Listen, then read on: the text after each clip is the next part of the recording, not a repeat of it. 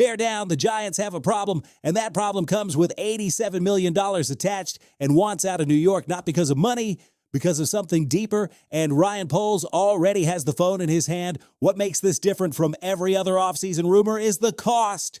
Because if this goes through, the Windy City is not giving up a first-round pick, not 2 seconds.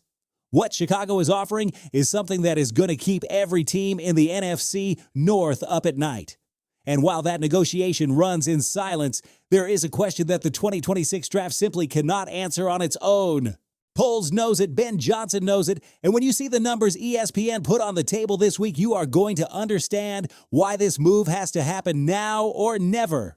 But there is something else. Something nobody in Chicago is saying out loud yet. There is a player on this roster under contract with guaranteed money whose place at Halas Hall just became the most tense and uncertain situation on the entire team. And depending on what happens in the next few hours, that player might not even recognize his own role by the time training camp opens. If you trust the Ryan Poles process, hit that like button right now and join the real Bear Nation. Look, when I first saw this report, I had to read it twice, because if this actually happens, fam, this isn't a marginal upgrade. This is a full-blown earthquake on the defensive line. Dexter Lawrence, 3-time Pro Bowler, 2-time All-Pro, one of the best defensive tackles on the planet, and according to Paul Schwartz of the New York Post, Lawrence is at a complete standstill with the Giants after 2 years of stalled contract negotiations. The man wants out, and here's what makes this different from your typical contract holdout. The report says clearly his desire to leave goes beyond money. That is a player who raised his hand and said, "Get me out of here." And Chicago is listening. Now let's be real about who Dexter Lawrence actually is before someone jumps in the comments and says, "But he only had half a sack in 2025. Yeah, half a sack, but he also generated 34 total pressures and 27 quarterback hurries. That is an interior tackle who is making offensive linemen suffer on every single snap, even when he doesn't get home to the quarterback. And in 2024, 9 sacks, career high, second among all defensive tackles in run defense grade, according to Pro Football Focus. This guy did not have a bad year in 2025.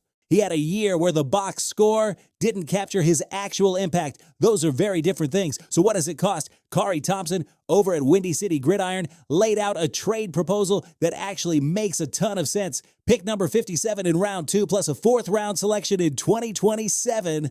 That's it, not a first-round pick, not 2 seconds, just the 57th pick and a future 4th. And Ben Solak at ESPN had already nailed the problem before this report even dropped. He wrote that Chicago has positions of need at edge and defensive tackle with depth at those spots, but no star player.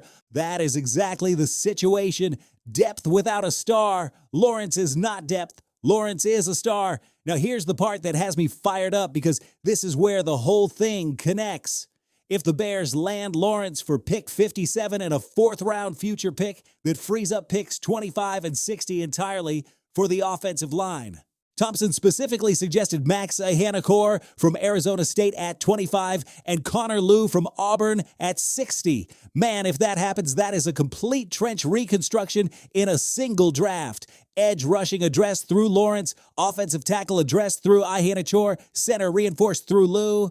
That is building from the inside out, exactly the way Ben Johnson wants to build this thing. And on the contract side, the Bears would almost certainly restructure Lawrence's deal, converting part of that $18.5 million base salary into signing bonus money. The cap hit lands around $20 million if they make no adjustments. That is completely manageable for a front office that already brought in Joe Thuney, Jonah Jackson, and Drew Dolman in the same offseason. Ryan Poles knows exactly how to work a salary cap. Now look, I could be wrong here, but there is one thing in this report that gives me pause. The same article says there has been minimal interest from the rest of the league in Lawrence through the trade market in the last few days. If nobody else is seriously calling, that probably means the Giants are still asking for too much. A full first-round pick at number 25 would be excessive. ESPN said it themselves. It is really hard to find an elite defensive tackle 1-for-1 at 25 with this weak class of interior linemen in this draft. But if New York comes down to a second-round pick and a future mid-rounder, the Bears need to be on that phone call yesterday. The impact on Ben Johnson's defensive system, massive. Johnson builds defenses that attack from the inside out. A dominant interior tackle who can collapse the pocket through the middle makes everything easier for your edge rushers. Grady Jarrett is already on this roster. Jarrett plus Lawrence as a defensive tackle duo would have every offensive guard in the NFC North losing sleep on Saturday nights.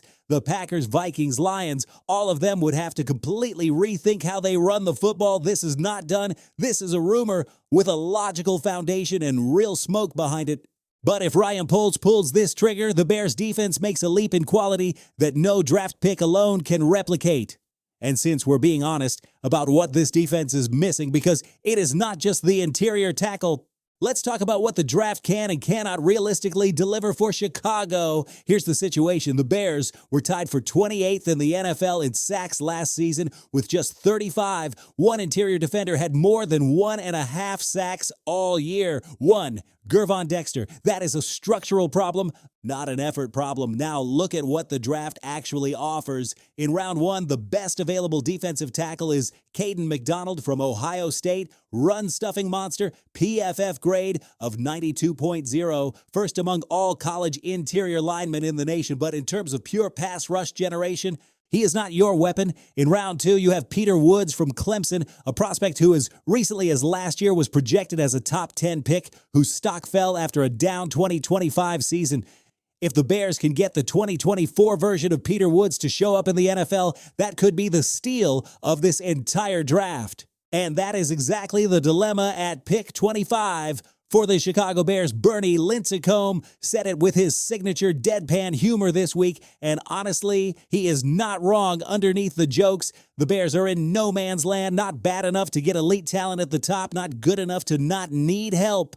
He called pick 25 medium, not rare, not well done, and fam, that hits different when you know it is true. Here's my honest read on this. If the Bears land Lawrence through a trade, using pick 25 on an offensive tackle like Ihenekor makes dramatically more sense than forcing a defensive tackle selection at a position where this draft class simply is not deep at the star level.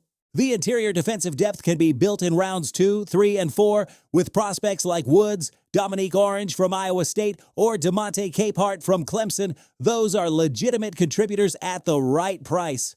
The names being mocked to Chicago at edge in the first round are Zion Young from Missouri and TJ Parker from Clemson. Young posted 16.5 tackles for loss and 6.5 sacks in his senior season. Parker had 21.5 sacks across 39 college games. Both have the motor and the frame to make an impact, but both need development time. Lawrence is already developed. Lawrence is already a star. That difference matters a lot when you're trying to win now with Caleb Williams. The bottom line on this draft class is that it is deep in run stuffers and short on elite pass rushers, and that makes acquiring Lawrence through a trade even more valuable because the draft simply cannot replace what he brings right now. But while Poles works on that potential blockbuster move from Halas Hall, there is someone already on this roster whose future just got a whole lot more uncertain. Dayo Odeyingbo signed 3 years and $48 million just over a year ago. And honestly, those first 8 games of his season with the Bears were not what anyone envisioned when Poles wrote that check. Overall PFF grade of 53.5, ranking 102nd out of 115 graded edge rushers. Pass rush grade of 57.0. Run defense grade of 53.2. Those numbers are not kind. And then came the Achilles tendon tear in Week 9 against the Bengals. That is a serious injury. Recovery takes real time. And with the Bears practically announcing in all caps that they need pass rush juice off the edge, 7 out of the 15 analysts surveyed by the Bears' own official website already projected Chicago taking an edge rusher at pick 25. Zion Young has been the consistent name. Dayo is in a very difficult spot right now, bro. Not because the Bears are going to cut him tomorrow. The contract makes that complicated. But if a first-round edge rusher comes in and potentially Lawrence takes up space on the interior, the snap count available for Odeyingbo shrinks dramatically. And coming back healthy from an Achilles tear in time for training camp is already a significant enough challenge on its own. This is what happens when an organization is building with serious intent. Players who were supposed to be starters have to fight for their roles. That is not cruel. That is professional football in the Windy City. Dio is going to have to prove the Achilles healed right and that the performance level improves, or 2026 could be his last season with any meaningful role at Halas Hall. Listen, y'all don't understand how close this franchise is to something real. Ryan Poles has 7 picks. He has 2 selections in the first 2 rounds. He has cap space. He has vision. And if the Dexter Lawrence rumor becomes reality, the Bears' defensive line in 2026 is going to be unrecognizable compared to what we watched in 2025. In the best possible way, bear down, Chicago. This is happening, and we are here every single day to live it with you. Fam, if this broke something down for you today, leave your like right now and tell me in the comments, do you make that trade for Lawrence with pick 57, or do you want Poles to keep that capital for the draft? I want to read every single response. See you next time.